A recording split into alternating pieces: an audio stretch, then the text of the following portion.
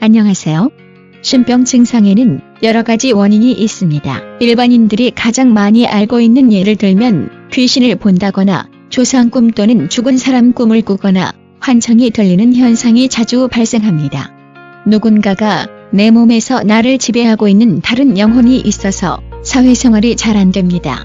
또한 몸이 많이 아픈데 병원에 가도 병명이 없다고 하며 여기저기 이유 없이 아픈 경우도 있고, 가족 중에 자살을 하거나 사고로 돌아가신 분이 있거나 잘 되던 사업이 서서히 몰락하기도 하고, 뭘 해도 생각처럼 잘 안 되며 우한 질병이 잦으며 이혼하는 사람들도 많고 자식도 잘 안 됩니다. 종교에 너무 몰입하게 되면 신병이 올 수도 있고, 천재라고 해서 두뇌가 뛰어난 경우도 있습니다. 특히 연예계에 종사하는 분들의 경우 신병을 의심해봐야 합니다. 신명이 많고 끼가 많습니다. 화려한 것을 좋아하는 경우도 많습니다. 한의학 박사들의 경우도 조상 신줄이 있는 경우가 많습니다.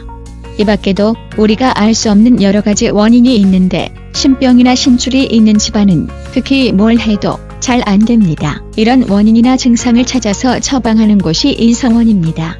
신병이 있는 분들의 경우 신줄을 끊어야만 처방이 됩니다. 신줄을 끊지 않으면 신병은 고칠 수 없습니다. 어떤 방법이나 어떤 치료로 처방을 해도 안 됩니다. 신병이나 신줄은 자손들에게 영원히 대물림이 됩니다. 신병이나 신줄 집안은 한평생 고통 속에서 살아가는 경우가 많습니다. 그래서 신줄은 무조건 끊어야 하는데, 신줄을 제대로 끊어주는 곳은 인성원 한 곳뿐입니다.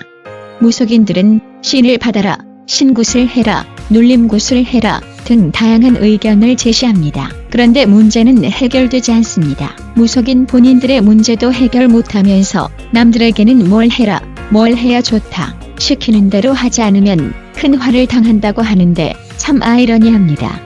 이렇게 해서 집안이 망하고 풍비박산된 사람들이 수없이 많습니다. 가끔 언론에도 보도되고 있습니다. 수천만 원 또는 수억 원을 주고 굿을 했는데 아무런 효과가 없었다고, 그래서 사기로 고소를 하기도 합니다. 돈 잃고 몸 버리고 마음 상하고 가족도 잃고 고통 속에서 살아가는 사람들이 주변에 많습니다. 신병 치료나 처방은 반드시 신줄을 끊어야 해결된다는 것을 꼭 기억하시기 바랍니다. 다른 방법은 없습니다. 이와 같은 신줄 또는 신병으로 고통받는 분들이 전국에서 인성원으로 찾아오시는데 대부분 80에서 90%는 좋아집니다. 그래서 신기한 곳이라고 합니다. 인성원에서는 하루에 한두 분만 상담하므로 반드시 예약하고 오시기 바랍니다. 감사합니다.